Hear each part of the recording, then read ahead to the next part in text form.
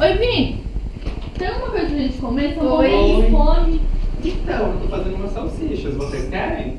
Salsicha? Não. Brincadeira, eu tô fazendo pão de queijo. Ah, cheirinho, tá um cheirinho ótimo. Deixa eu sentar um pouco. Fran, liga a TV, pega o controle ali. Boa ideia. Deixa eu deixar minhas coisas aqui. Vini, vem cá, tá vendo que tá funcionando? Espera aí que tem que ter um jeitinho mais delicado.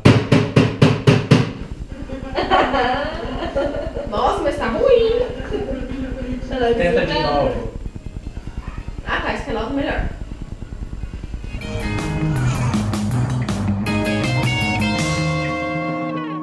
Existem também outros métodos de contenção e remoção das manchas quando ocorre o derramamento de petróleo. Além dos quais já foram demonstrados aqui, temos também o método que aplica substâncias na parte superior desse petróleo que farão com que ele biodegrade naturalmente. Outra forma também é inserir uma espécie de suporte abaixo dessa mancha e após delimitá-la, aplica-se polímero sobre ela, fazendo com que a superfície do polímero se ligue ao petróleo, fazendo com que este decante. Quando esse petróleo decantar, ele vai ficar sobre esse suporte que será retirado do mar também. Vamos agora apresentar alguns dos métodos para a contenção e remoção das manchas de petróleo quando ocorrem os derramamentos em alto mar. Simulando então a ocorrência de um derramamento de petróleo, podemos observar aqui as manchas do petróleo em torno da plataforma. É importante ressaltar que elas não ficarão dessa forma porque existe a ocorrência de ondas marítimas, de ventos, de várias coisas que farão com que essas manchas se desloquem ao longo do oceano e que consequentemente vão parar na costa. Para evitar que essas manchas cheguem à costa, são utilizados métodos para conter esse derramamento de petróleo. Esses métodos eles podem ser o de dragagem, o de separação e o de dispersão.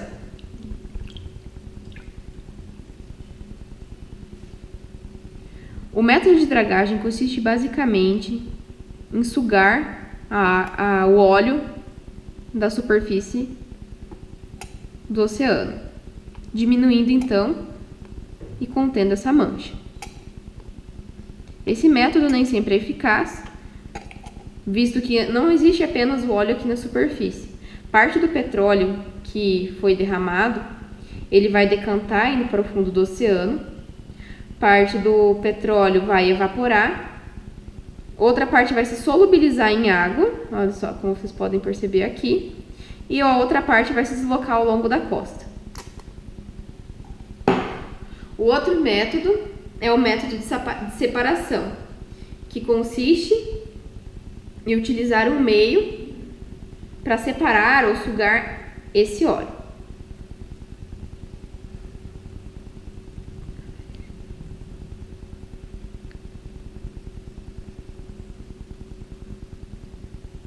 Dessa forma, removendo as manchas existentes no oceano.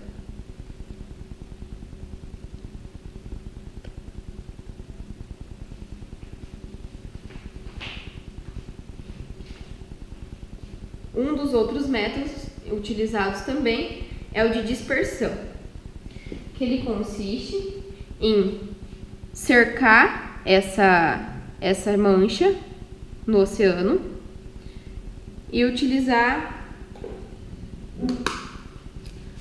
de algo que faça com que ela se deposite nos entornos disso que você delimitou como a mancha. Dessa forma, quando você delimita, o petróleo, maior parte que vai estar na superfície, vai se locomover, se acumulando em apenas um lugar, como pode ser observado aqui.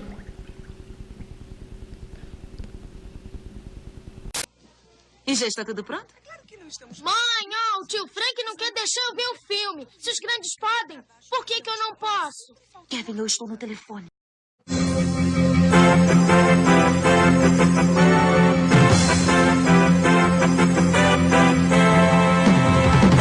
O mar está agitado, dificultando o trabalho dos técnicos na plataforma P-36 no litoral do estado do Rio de Janeiro.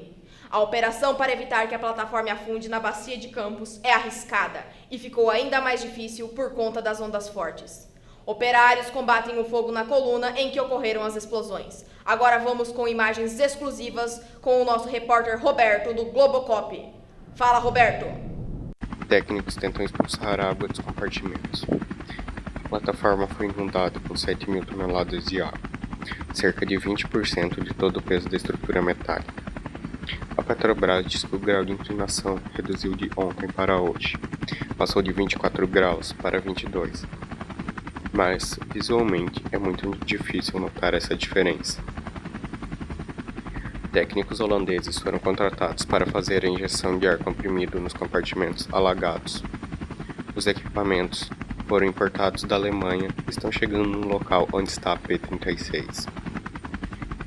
Nós vemos a dificuldade dos técnicos para desembarcar na plataforma. Eles usam uma pequena rampa no deck principal, mas as ondas atrapalham o desembarque das equipes. A operação conta hoje com uma plataforma de apoio, P-23. Ela serve para fazer a prospecção de petróleo e está ancorada a cerca de 1 km da P-36. Mais uma vez sobrevoando a região, não vemos manchas de óleo ou indícios de algum vazamento na plataforma adernada. Hoje não foi localizado nenhum corpo nas ferragens, porém 9 dos trabalhadores que combatiam as chamas permanecem desaparecidos e na tarde de ontem o corpo de um dos 10 foi encontrado. E quando é que você volta? Não temos previsão. Ah, não sabe ainda? E nem é impróprio. E aí, pessoal de casa, o programa de hoje tem um tema muito especial, o petróleo. Para isso, vamos contar com a ajuda dos universitários. Pode entrar Franciele do time vermelho e Bruna do time azul.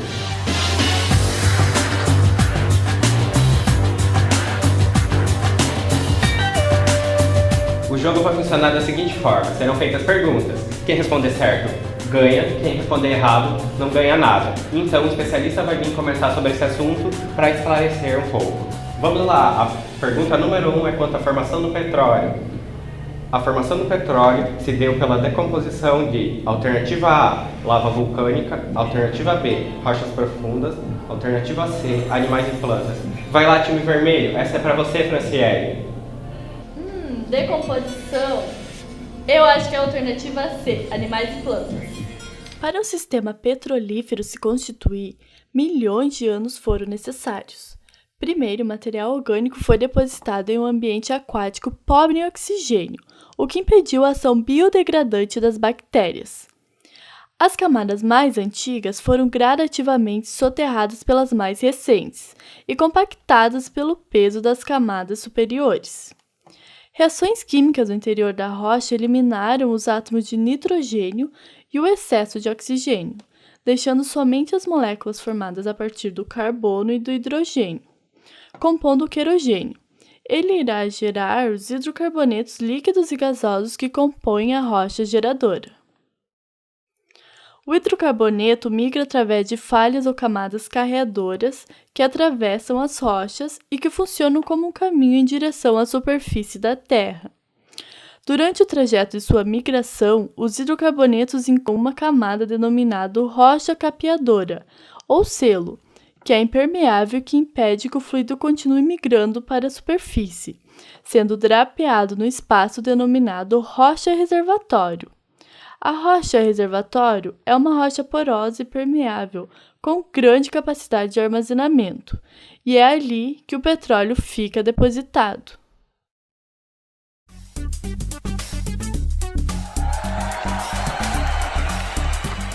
Vamos lá, a pergunta número 2 é: um poço insurgente de petróleo possui elevada alternativa A, pressão, alternativa B, temperatura, alternativa C, concentração.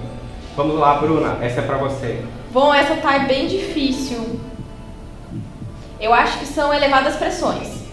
Como as pressões, né, lá a 3, 4, 5 mil metros, né, que a gente perfura na Terra para obter o petróleo. As pressões lá são muito altas, por exemplo, aqui no pré-sal na faixa de 800 quilos, 800 bar de pressão. Existe pressão suficiente para vencer a hidrostática, né, dos 2.000 metros de lâmina d'água e mais a perda de carga até a plataforma. Então, esses postos são surgentes, que a gente chama. Porém, vai ocorrendo a perda de carga ao longo do escoamento. E ao longo desse escoamento, que a gente tem postos às vezes com 30 quilômetros de linha, né, até a plataforma, a gente, por causa da perda de carga, vai abaixando a pressão e aí o gás começa a sair do óleo.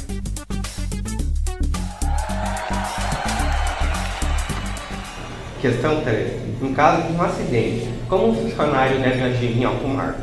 Alternativa A, pular no mar. Alternativa B, sair correndo. Alternativa C, seguir o protocolo de treinamento de segurança.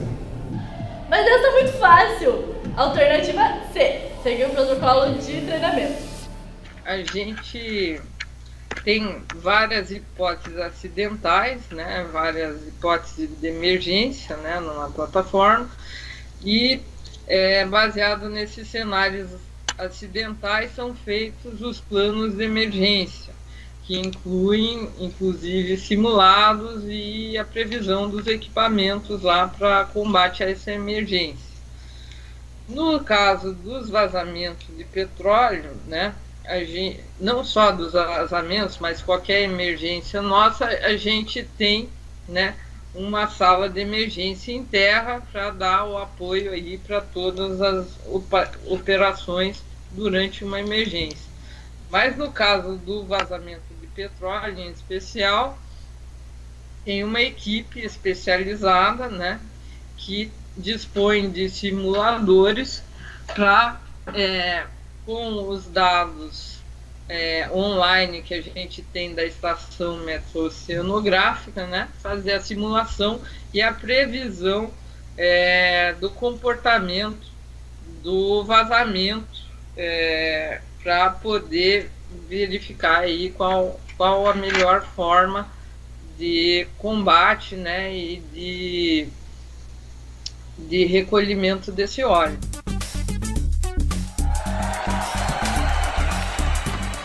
Questão 4. Quando perfura-se um novo bolsão de petróleo em alto mar, neste bolsão estão presentes a mistura: alternativa A, petróleo e gás; alternativa B, petróleo e gasolina; alternativa C, petróleo e lava vulcânica. Essa é para você, Bruna. Vamos lá. Logicamente, a alternativa B, né? Petróleo e gasolina. A maioria aqui dos campos no Brasil, né,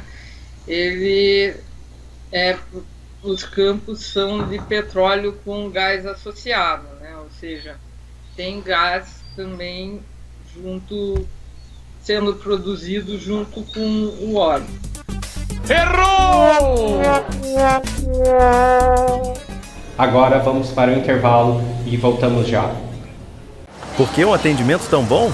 Para o seu caminho ser assim. A menina deve ser, encobrir, não sentir, nunca saberão. Mas agora vão, livre estou, não posso mais segurar. Onde quer que você vá, tem um posto Petrobras para cuidar bem do seu carro. Aí é só curtir o caminho. Questão 5. Quando ocorre um derramamento de petróleo em alto mar, qual desses animais são mais afetados? Alternativa A, pássaros. Alternativa B, peixes. Alternativa C, golfinhos e baleias. Essa é para você, Franciele. Na minha opinião, só pode ser a letra C, golfinhos e baleias. O petróleo, né, conforme os estudos, ele ele não afeta os peixes diretamente. Os peixes eles produzem uma enzima na pele que impede a contaminação pelo óleo. Mas os animais bentônicos, aqueles que vivem ali no solo marinho e tal, que são alimento também desses peixes, acabam sim sendo afetados por esse petróleo que acaba decantando. Errou! Pergunta número 6. Qual a cotação de um barril de petróleo em dólares? Alternativa A, 10 dólares. Alternativa B, 200 dólares. Alternativa C, 50 dólares. Vamos lá, Bruna. Essa é pra você. Time azul. Eu acho que ele tá cotado em uns 200 dólares. Alternativa B. Errou! Agora vamos para a pergunta de número 7. Após o derramamento de petróleo, este, alternativa A, evapora e flutua, alternativa B, sedimenta ou alternativa C, todas as anteriores. Vamos lá, Franciele, essa é com você. Mas essa tá muito difícil. Eu acho que é a alternativa C.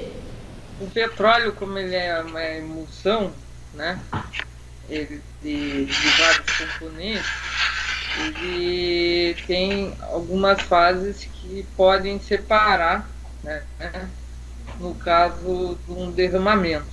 No primeiro momento o óleo flutua, né, porque ele tem uma densidade menor do que a da água, mas no segundo momento, com o passar do tempo, as fases leves acabam evaporando e as fases mais pesadas elas acabam descendo lá para o leito marinho.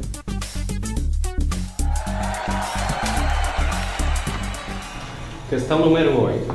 Após o derramamento ou vazamento de petróleo, a principal preocupação é com alternativa A, remoção do óleo para posterior venda, alternativa B, conter o avanço das manchas, ou alternativa C, o prejuízo financeiro causado. Qual é, Bruno? Essa eu tenho certeza. Essa é a alternativa B, conter o avanço das manchas no mar.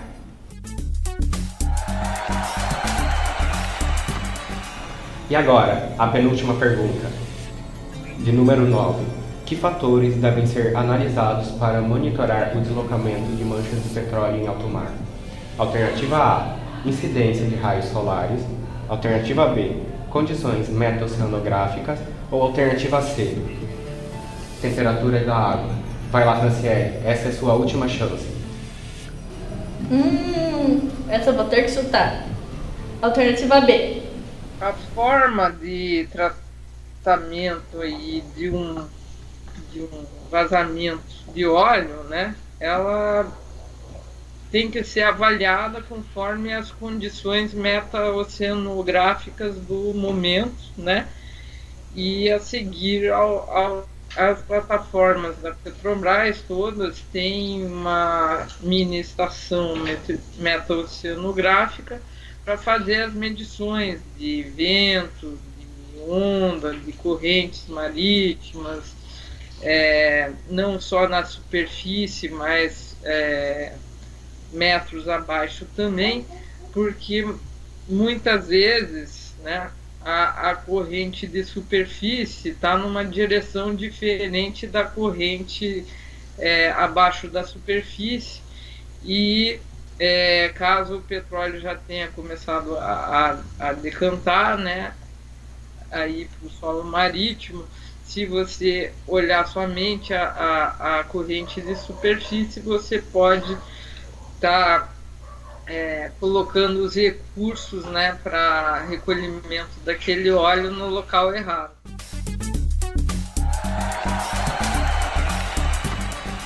Vamos lá, Bruna. Essa é a sua última pergunta, sua última chance. Questão número 10. Quais ferramentas são utilizadas para prever o deslocamento de uma mancha de petróleo em alto mar? Alternativa A, monitoramento por câmeras. Alternativa B, modelos matemáticos. Ou alternativa C, observação com binóculos. Ai, essa tá bem difícil, mas eu acho que eu vou chutar a alternativa B, modelos matemáticos.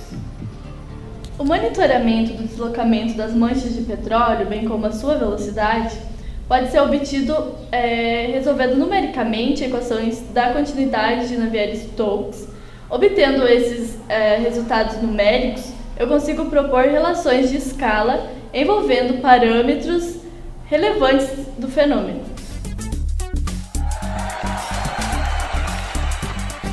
Chegamos à reta final do programa. Acabaram as perguntas. Quem será que leva para casa essa magnífica e exclusiva calculadora HP 50G? Será que é a Bruna, time azul? Será que é a Franciele, time vermelho? E a ganhadora é... Franciele! Bem, pessoal, o tempo está curto. Ficamos por aqui. Até semana que vem. Tchau, tchau. Por que tanta tecnologia no lubrificante? Pro seu caminho, é assim. Vai, vovó! Vamos, vovó, vamos!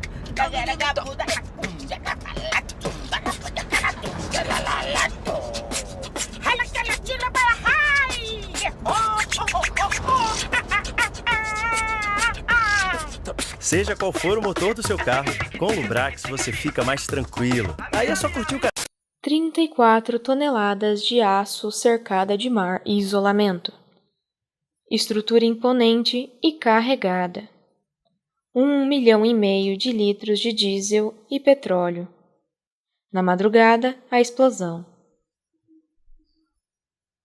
Alerta para o perigo. 164 trabalhadores estavam embarcados. 11 homens tentam evitar o incêndio. Outra explosão. E logo depois, uma terceira. A P-36 agoniza na bacia de Campos. Rebocadores, bombas de sucção, técnicos ingleses. Nada consegue salvar uma das maiores plataformas de petróleo do mundo. Depois de 5 dias, o mar sepultou 9 homens e a ilha de aço. Por que um atendimento tão bom? Pro seu caminho ser assim.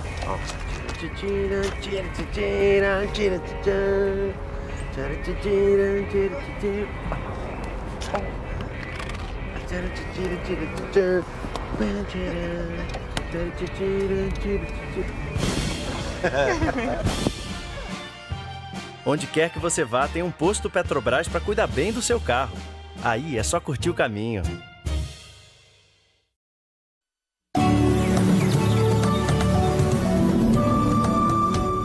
Uma das primeiras espécies a serem afetadas são os plânctons e fitoplânctons. Por não possuírem poder de locomoção próprio, ficam vulneráveis à contaminação e morrem. Além desses seres aquáticos serem a base da cadeia alimentar, sendo responsáveis por todo o sustento das comunidades oceânicas. Os peixes são contaminados pela ingestão de alimentos ou pela absorção de compostos tóxicos na coluna de água no momento de realizar sua respiração. Esses também podem sofrer alterações cardíacas, reprodutivas e alteração em seu crescimento. As baleias e golfinhos podem sofrer contaminação no sistema respiratório quando se deslocam para a superfície para renovar o ar dos seus pulmões. Nesse instante, inalam gases tóxicos que podem provocar alterações dos seus pulmões, coração e sistema nervoso central, por serem gases de composição hidrocarbonatada. Também podem contaminar-se pela ingestão direta de materiais, assim comprometendo seu sistema digestivo, o que pode causar a morte do animal. A situação dos pelicanos e outras aves aquáticas é uma das mais graves, pois a exposição das aves ao petróleo acontece em 2 ambientes diferentes, tanto terrestre quanto aquático. Elas se contaminam por meio direto em terra e na água ao mergulhar em busca de alimentos. As aves perdem seu poder de regulação corporal e morrem por hipotermia.